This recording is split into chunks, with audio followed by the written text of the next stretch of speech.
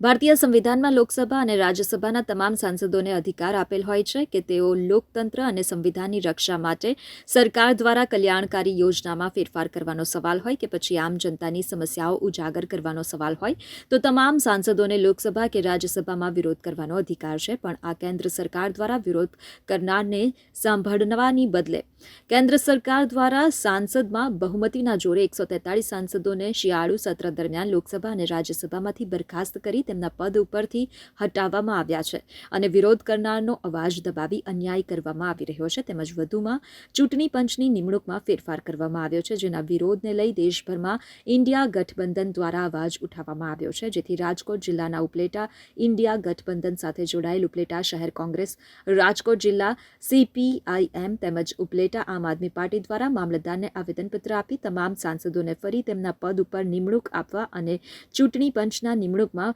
ફેરફાર પાછા ખેંચવા આવેદન આપી સરકાર સમક્ષ રજૂઆત કરાઈ હતી.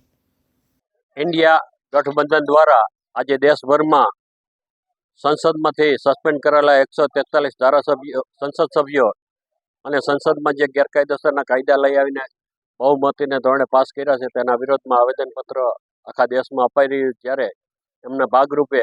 આજે ઉપલેટા ગઠબંધન દ્વારા અમે સૌએ સાથે મળી અને રાષ્ટ્રપતિને એક આવેદન આપવા માટે મામલતદારને આપેલું છે. આ આવેદનમાં જે 143 સાંસદોને બહુમતીને જોરે સ્પીકરને કહીને સસ્પેન્ડ કર્યા છે તેમનો વિરોધ કરીએ છીએ અને એમને ફરીથી સંસદમાં પ્રવેશ અપાવવા માટેની માગણી કરીએ છીએ. આ ઉપરાંત ચૂંટણી પંચના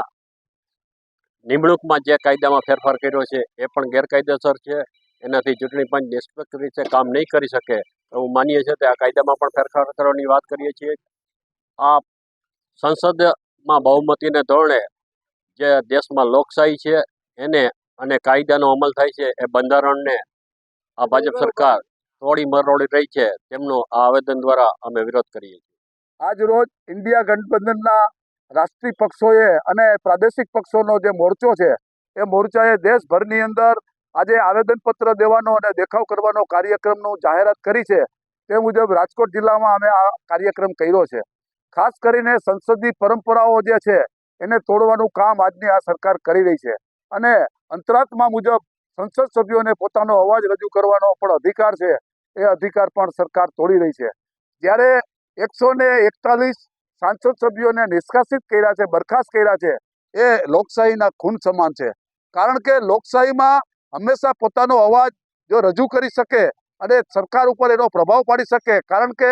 સરકાર જે રીતે કાયદાઓ બનાવી રહી છે અને ખાસ કરીને લોકહિતના જે અધિકારો છે, અધિકારોનું હનન થઈ રહ્યું છે, એને આજે સંસદની અંદર જે સામૂહિક રીતે રજૂઆત કરી તો તમામ સંસદ સભ્યોને રજૂઆત કરી છે અને અમે આ મોરચો છે અમારો ઇન્ડિયા ગઠબંધન એ આગળ ગમે તે પ્રકારના કાર્યક્રમો આવશે એ કરશું અને લડશું. આજરોજ તારીખ 22/12/2023 રોજ ઉપલેટા મુકામે મામલતદાર કચેરીમાં મામલતદાર સાહેબને ભારતની લોકશાહીના સંસદ સભ્યોને અડધૂત કરી સસ્પેન્ડ કરવાના કાર્યક્રમ અંતર્ગત સમગ્ર દેશમાં ઇન્ડિયા ગઠબંધનના તમામ સાથી પક્ષો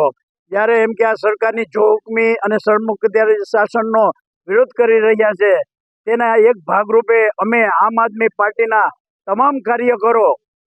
ઇન્ડિયા ગઠબંધનના તમામ સાથી પક્ષો સાથે હર હંમેશા એમ કે ખંભે ખંભો મિલાવી અને આ લોકશાહીને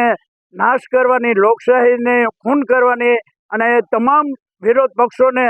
ધમકાવી, દંડ કરી, સસ્પેન્ડ કરી અને હેરાનગતિ કરવા માટેના જે પ્રયાસો આજની સરકાર કરી રહી છે તેને માટે અમે હંમેશને માટે અમે અમારો અવાજ ઉઠાવતા રહેશું.